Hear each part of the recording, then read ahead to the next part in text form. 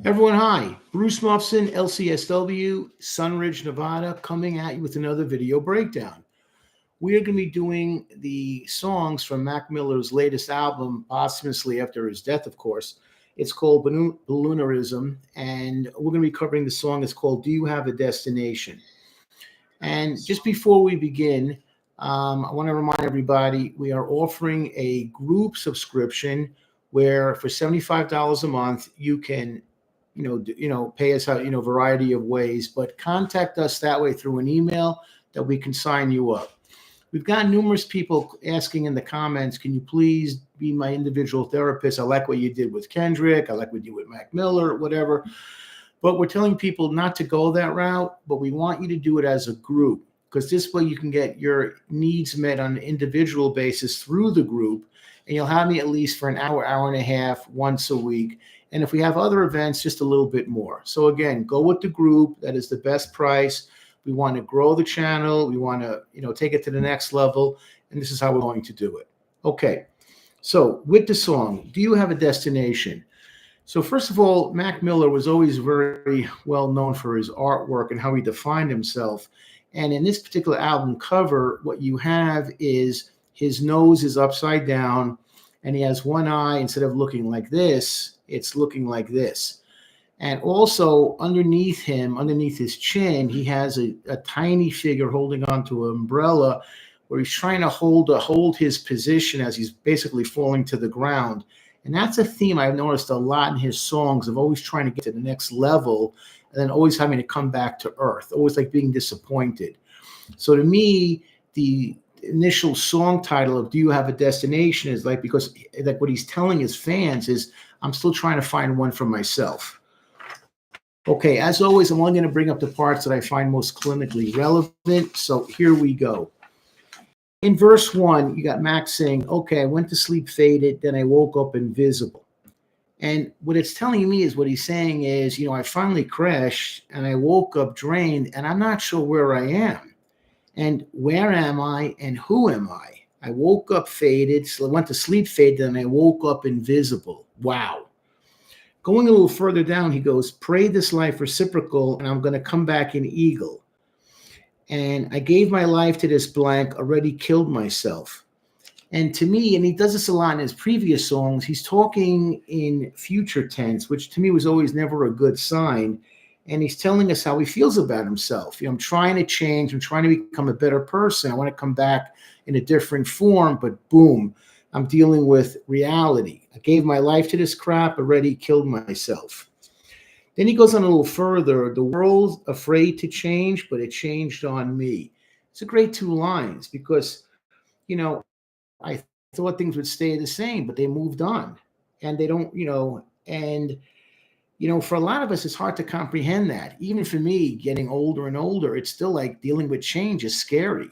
And what he's saying is, I thought things would stay the same, but they really don't. That's a fact of life. You don't want to get yourself locked into a point where you can't grow, you can't change, and you can't be inspired by new thinking.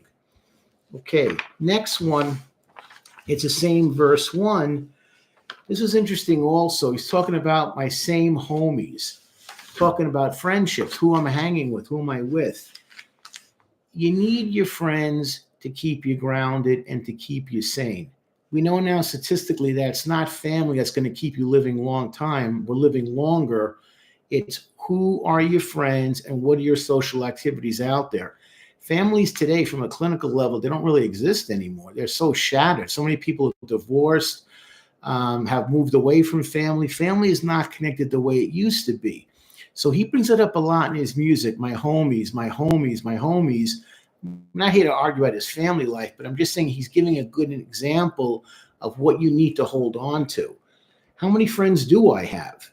I see this as him talking to himself, and then he goes with the chorus. It's going, gone, going, gone. And that kind of the whole thing is, will you follow? Where are you going? And to me, he's talking about himself because he does not really know himself. We all need that direction to find a role model and a mentor in your own life. And I've talked about this before. Give an example. When I go to my agent/producer to knock one of these out, where we have to talk about something, whatever it might be, I feel that he's a great presence for me because he grounds me, he keeps it real for me. He's on top of things. It's an important role for me.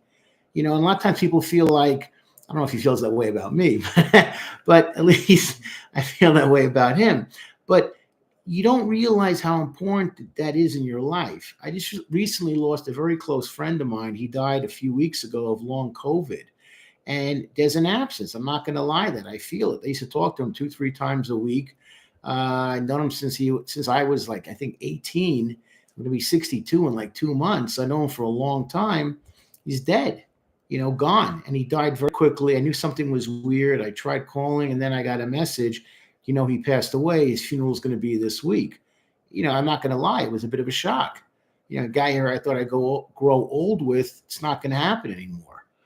So my point is, what makes Mac Miller to me special to his audience is that he wears his insecurities on his sleeve. He's open about that. And he's not afraid to show, and he's never afraid. It really separates him from the other artists that we've covered, in that he's always been so clear to me in that things are not right. He's not feeling good, but he's letting you know that, and it's okay. He's, in a sense, he's inviting you to go along on the ride with him. It takes a lot of guts to do that, and I felt that's what made him very, very special. Going forward, he does this also. He goes in verse 2, okay, I went to sleep famous and I woke up invisible. Rich is blank and miserable. At least I did Kimmel and Arsenio. My mom got it on video. That's the blank I live for all this. Other blank is trivial. 1, 2, go. Will you bear witness to a miracle? I mean, really, this is pretty honest. It's like, what am I doing? I went to sleep famous and I woke up invisible. It's a great line. We all think we're going to be special. We're going to be different. And we're not arguing. He was a great, great musician. People really adore him even after his passing. The comments are just so telling about this. But even he himself said, what am I really doing? What have I really accomplished? Yeah, I was on a couple of, TV shows, a couple of talk shows, but that's the blank I live for. All of this. Is this it? Is this my legacy? Is this my legend? He recognizes that it's all fake. And in the end, very trivial. Other blank is trivial. Okay, I was on a couple of talk shows. I released music, and here's the thing too also, and I've said this before about him, I don't think he realized how much he was loved, because he was obviously very unhappy, with the drug usage and, the accidental suicide or whatever. But I think if he would have had a chance to step back and had someone guide him and say to him, Mac, like, you really do impact literally probably millions of people around the world, it might have helped his mental health. I think he felt he was trapped in a kind of a bubble, and he was kind of in a cage metaphorically, and he didn't see what was really going on out there because he was so unhappy with how he saw things in his own head. So he said, I don't know, I'm not a kid no more. They come for those residuals, that money. Did I sell out? Was I me? So many times that people question that. Is my music going to stand the test of time? Will they be singing about me or talking about me 50 years from now? You realize as you get older, your shelf life is not as long sometimes as you think. But he was grappling with that, to his credit, and trying to make sense of it. Then he goes like this. He goes, am I okay? Blank, no. Just so nuts, so need to let the drugs go. Trying to find heaven, I get high, but never come close. We still wonder why we'll never learn to love. What he's saying is, am I okay? Blank, no. Is that, can someone please notice that I'm not doing well? We all want someone to care for us like that. I've had so many people in counseling that will say, I just want someone to know, to care if I'm alive or dead. Am I okay? Am I doing okay? How's your day? How's your life? Are you going forward? Are you moving forward? And so many people live lives of lonely desperation. They just beg for something to pop up. Well, no one talks anymore on the phone, but like a text message, a call. Are you okay? How are you doing? How's everything?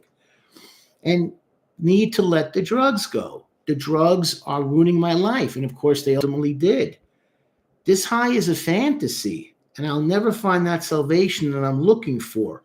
Only at that point will an addict learn to put down whatever self-destructive substance he's using, whether it's alcohol, drugs, overeating, whatever, blah, blah, blah. But you got to learn that's not going to make you happy. It's only helping you avoid the unhappiness that you need to conquer to realize this is not the answer. And that's a constant theme in his music. This is what makes him so relatable to his fans, that he struggled to try and understand himself about himself and how to look at it. And anyone has any comments, throw them down, and I'm happy to answer after we finish the video. I always get back to people. And finally, it goes like this. Do you have a destination? Because I don't, and I need someone to show me one, please. I've said before, find someone that can. Look for the click / spidey sense. Find someone that you can relate to, that you can be honest to, that you can be open to. It may come from work, may come from some other relationship, some other friendship that you have, but find someone. He was searching. And I think this is what led to a lot of his unhappiness and his depression, because he felt he couldn't find somebody.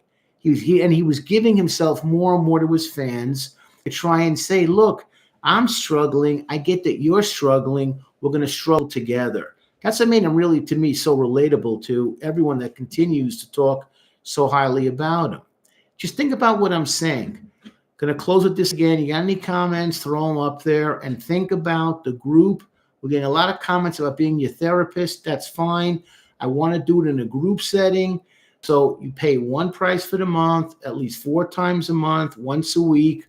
You can really get a chance to learn, to explore, and understand mental health issues and mental health education. Bruce Mufson, LCSW, Sunridge, Nevada.